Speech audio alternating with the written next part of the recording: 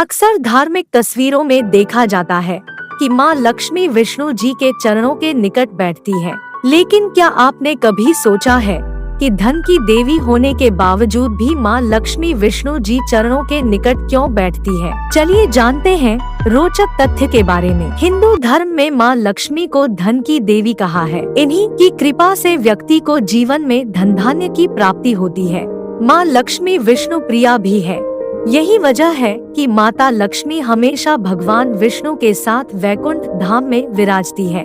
लक्ष्मी नाम का अर्थ लक्ष्मी दो नामों से मिलकर बना है, एक लक्ष्य और दूसरा मी, अर्थात लक्ष्य तक ले जाने वाली लक्ष्मी। पौराणिक मान्यताओं के अनुसार कहा जाता है कि एक बार देवर्षि नारद माँ लक्ष्मी और भगवान विष्णु के दर्शन के लिए पहुँचे। भगवान विष्णु निद्रा में थे तो नारद जी ने प्रतीक्षा करना ही उचित समझा। तभी नारद जी ने देखा कि माँ लक्ष्मी को भगवान विष्णु के चरणों के पास बैठी है। ये देख नारद जी के मन में ये सवाल आया कि आखिर माता हमेशा श्री हरि के चरणों की ओर ही क्यों बैठती है। अपने इस प्रश्न से बेचैन नारद जी खुद को रोक न सके और माँ लक्ष्मी से उन्होंने पूछ ही लिया। तब नारद जी के सवालों का जवाब देते हुए माँ लक्ष्मी ने बताया कि स्त्री के हाथ में देव गुरु बृहस्पति का वास होता है और पुरुषों के पैर में दैत्य गुरु शुक्राचार्य का। ऐसे में जब माँ लक्ष्मी श्री हरि के चरणों के निकट बैठती है तो इससे शुभता का संचार होता है और धन का आगमन भी। यही वजह है कि माँ लक्ष्मी न सिर्फ श्री हरि विष्णु के चरणों के पास विराजती है बल्कि भगवान विष्णु के चरण भी दबाती है। और जब एक स्त्री पुरुष के चरण स्पर्श करती है तो देव और दानव का मिलन होता है और इससे धन लाभ होता है। शास्त्रों के मुताबिक माँ लक्ष्मी की बड़ी बहन अलक्ष्मी है जो हमेशा इनके साथ रहती है। मान्यता है कि जहाँ लक्ष्मी का वास होता है वहाँ धन तो होता है लेकिन सुख और शांति नहीं रहती है। इसलिए माँ लक्ष्मी के साथ विष्णु जी की भी पूजा का विधान है। कहते हैं कि जहाँ जहाँ विष्णु की पूजा होती है वहाँ अलक्ष्मी नहीं रहती है। माँ लक्ष्मी का वाहन उल्लू है, लेकिन कुछ मूर्तियों में माँ लक्ष्मी के साथ हाथी भी रहते हैं। शास्त्रों के मुताबिक माँ का यह स्वरूप गज लक्ष्मी का है।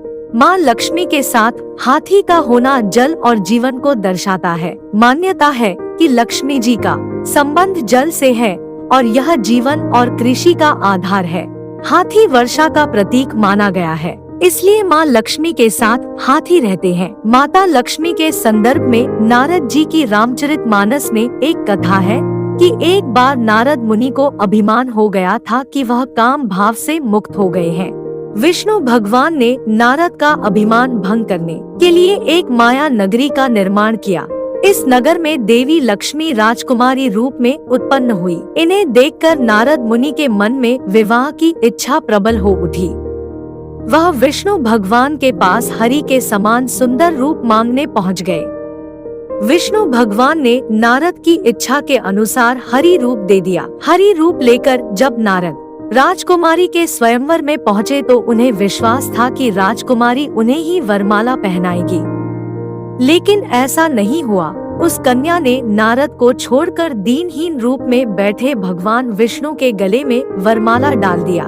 नारद वहाँ से उदास होकर लौट रहे थे तो रास्ते में एक जलाशय में अपना चेहरा देखा। अपने चेहरे को देखकर नारद हैरान रह गए क्योंकि उनका चेहरा बंदर जैसा लग रहा था। भगवान विष्णु ने नारद को वानर रूप दे दिया था। नारद समझ गए कि भगवान विष्णु ने उनके साथ मजाक किया है। उन्हें भगवान पर बड़ा क्रोध आया। हरि का एक अर्थ विष्णु होता है और एक वानर होता है। नारद सीधा बैकुंठ पहुँचे और आवेश में आकर भगवान को श्राप दे दिया कि आपको मनुष्य रूप में जन्म लेकर पृथ्वी पर जाना होगा।